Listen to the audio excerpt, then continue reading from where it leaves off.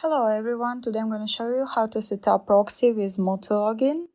As you downloaded the browser, click Create on the top left corner. Give the name to the profile, for me is ProxyEmpire. Go to Proxy section and choose Custom. Now we need to choose protocol, choose HTTP or SOCKS 5, we support both. Go to ProxyEmpire account and choose country, region, city and ICP based on your needs. For me it's United States, New York. Now let's copy our proxy from the table.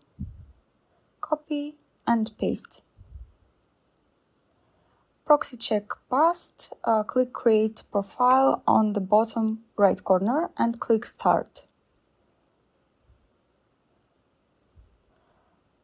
The browser is opened and we see that our IP is New York, United States. It means everything is installed correctly. Good luck. If you have any questions, drop them in the comment. Thank you.